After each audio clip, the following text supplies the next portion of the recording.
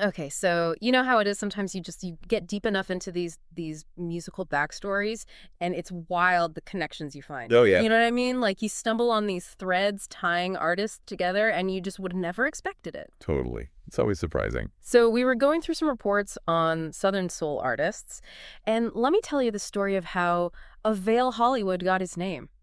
It's like something out of a movie. Oh, really? Yeah.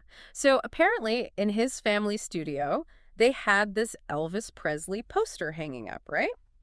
And it wasn't just any poster. This thing was signed by Elvis himself. Wow, no way. And get this, it was also signed by Lenny Lewis, Lenny Lewis from Suzy Q Records. the one and only, right? So you've got the king and a bona fide Southern soul legend both on this poster. And the word available was right there, prominent as can be.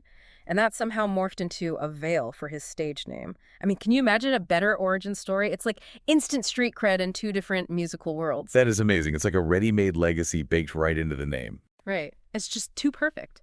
And it gets you thinking about all the influences swirling around this guy from day one, which is exactly what we're going to do today on the deep dive. We're doing a deep dive on Avail Hollywood, this force of nature in the Southern soul scene. He's really making waves. No kidding. So picture this R&B and blues at the core, but with this vocal style that'll stop you in your tracks. And the way he weaves stories into his songs, it's like mini movies for your ears. We've got a really in-depth report here, laying it all out. His whole life story, his musical influences, tracks the impact he's having. Yeah. We basically want to give you the Avail Hollywood cheat sheet, so you can sound super informed at your next party. I like it. All right, so let's kick things off with the basics. Christopher Estelle, that's Avail Hollywood's given name, born July 24th, 1983 in Texarkana, Texas. Now, come on, you can't tell me that Southern upbringing doesn't play a huge role in Southern soul music. It's got to be in the DNA. Oh, absolutely. It's essential Southern soul. It's all about capturing the essence of the American South, the experiences, the culture, the whole vibe. It's a genre that's deeply tied to place and heritage. So yeah, where an artist comes from, especially in the South, it shapes everything about their sound, the stories they tell. Makes total sense. And with Avail, Hollywood music wasn't just something in the background. It was a family affair. His dad, Collins Estelle Sr., played guitar, R&B, and gospel, which is already pretty interesting right there, like two major flavors already in the mix. How much do you think that kind of early exposure shaped him? Oh, I'd say it's massive. You've got the rhythm and groove of R&B and the soul-stirring passion of gospel, all those ingredients blending together from a young age. I mean, it's a recipe for musical depth.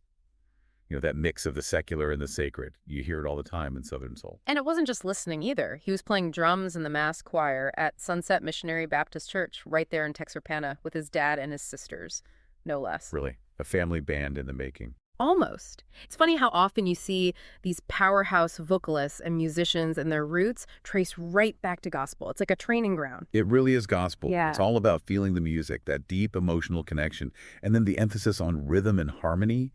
Those are crucial elements for any Southern soul artist. Yeah. And you can definitely hear that foundation in Avail Hollywood singing later on. Okay, so hold on. We've got to add another layer to this musical family portrait. His sisters, Lorraine and Donna Estelle, they formed an R&B blues group called Shades of Ebony back in 1995. So this wasn't just a hobby for the Estelles. This was serious business. Yeah, that's a whole other level of immersion in the music world, right? Yeah. He's growing up surrounded by it, not just as a listener, but as part of a family that's making music, performing, getting out there.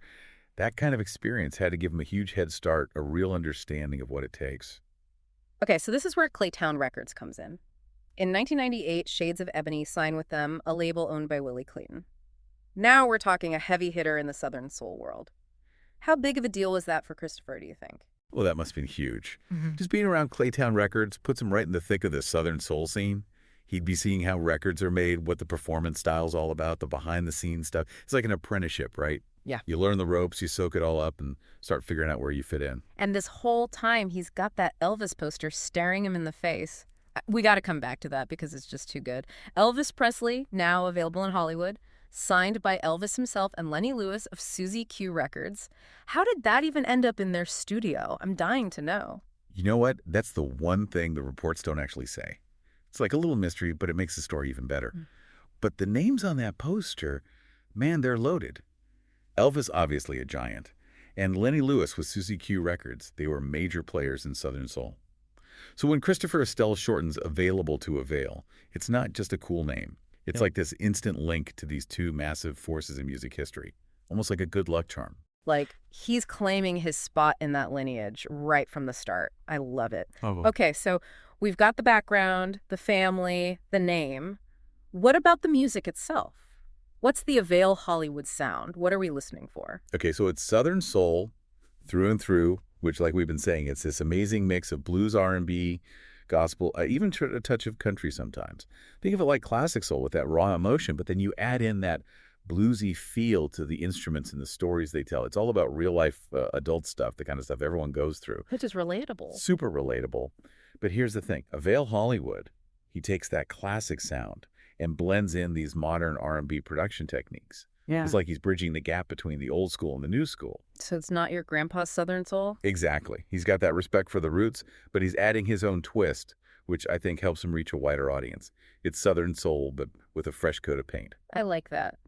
Now, the report talks about his vocals, a distinctive, soulful, expressive tenor voice. What is it about his singing that grabs you? Oh, man. His voice, it's the heart and soul of his music. You know what I mean? He can express just about every emotion under the sun. You hear the joy and the upbeat tracks, the passion when things get intense, and then in those ballads, you feel that vulnerability, that heartache. He's not just singing the words, he's living them. And that's what Southern Soul is all about, that raw emotional connection.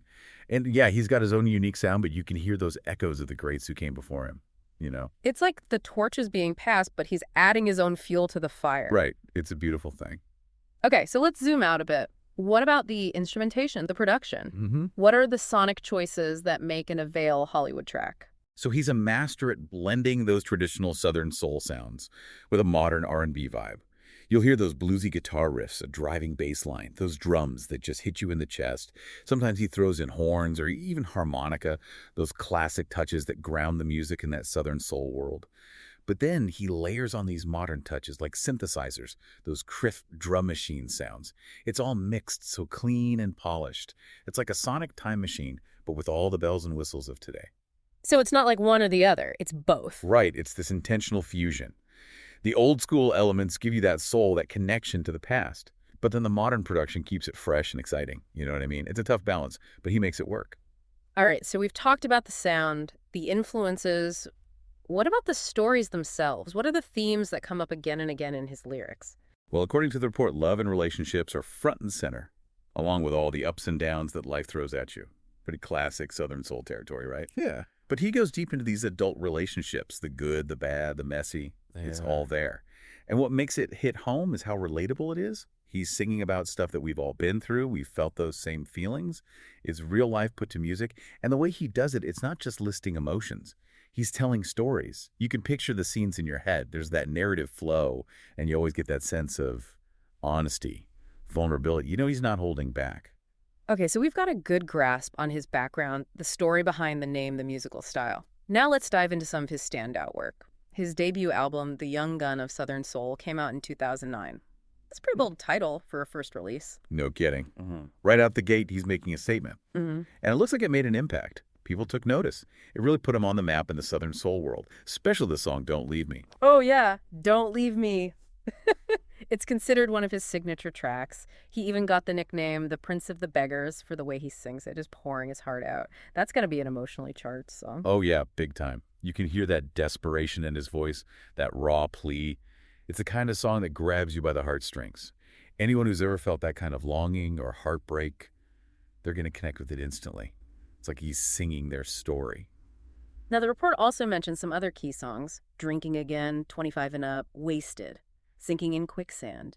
Just from the titles alone, you get a sense of those grown-up themes we were talking about. For sure. Drinking Again, right away you're thinking alcohol relationship troubles. That's classic blues and Southern soul territory, 25 and up. Sounds like a reflection on what it means to be an adult. Those realities hitting you wasted, I'm guessing lost love, regret, maybe sinking in quicksand. That feeling of being overwhelmed, like you're stuck and can't get out. And the report says those songs, they're prime examples of what he does best lyrically and musically. Okay. So if you want to really understand Avail Hollywood, those are good places to start. And after that debut album, he didn't slow down. He released Country Road, Good Whiskey, Still King. Those are some seriously evocative titles, you got to admit. They really are. Yeah. You can practically smell the Southern air just hearing those names. It's like he's doubling down on those roots, that connection to where he comes from, which is pretty common in Southern soul music. It's that sense of place, that shared experience. Yeah. And the report says those later albums, they really solidified his place in the genre. They show how he's grown as an artist, how he's maturing his sound. So let's zoom out to the big picture. Yeah. What kind of impact has Avail Hollywood had on the Southern soul scene? What's his legacy looking like? Well, he's definitely a major player in today's Southern soul world. He's helping to keep the genre alive and bringing in new fans by blending in those modern sounds while staying true to what makes Southern soul so powerful, the emotions, the storytelling. And people are responding to it. He's got a broad audience, folks who love the classic sound and those who are just discovering it. The report also mentioned how live performance is such a big deal in Southern soul. Oh, yeah, it's crucial. Southern soul. It's all about that live energy, that connection between the artist and the crowd. It's electric. And Avail Hollywood, he's got that stage presence, that charisma. It's like a conversation through music, that back and forth, that shared experience. That's what keeps people coming back for more. So in terms of influence, how is he shaping the future of Southern soul, inspiring other artists? Well, I think the way he blends traditional and modern sounds, that's a big part of it. He's showing that you can honor the roots of Southern soul while still pushing the boundaries, bringing in new elements. And that opens up a lot of possibilities. It's like he's creating a bridge between the old and the new, inviting a whole new generation to discover the power of this music. Okay, so let's recap. We started with his upbringing in Texarkana, that musical family, his dad and sisters all in the mix. Then we had that amazing story of the Elvis poster, which basically gave him his name and tied him to both a global icon and a Southern soul legend. We dug into his music, that fusion of traditional and modern sounds, those powerful vocals, the way he tells stories through his lyrics. We even touched on some of his key albums and songs, the ones that put him on the map and cemented his place in the Southern soul world. It's quite a journey. It really is. And it makes you think about the bigger picture, doesn't it? This whole idea of blending genres, keeping things fresh while staying true to your roots. How important is that for any genre to survive, to thrive, to reach new audiences? It's almost like a musical evolution. And who else is out there doing this kind of thing, pulling from different worlds, creating something new and exciting? I think that's something worth exploring. And of course, we encourage you to go check out Avail Hollywood's music yourself. Now that you've got the inside scoop, there's a whole world of Southern soul waiting for you. I second that. So until next time, keep those ears open and those minds curious. Today is your lucky day. Today is the day that our $3 website works for you, paying you directly to your PayPal daily. Imagine $3 ongoing continuous payments to your PayPal account. Imagine falling asleep and waking up to $300 in your PayPal account. How would this make you feel? How could this help you? What bills could you pay? What kind of fun could you have? What does that retirement look like now?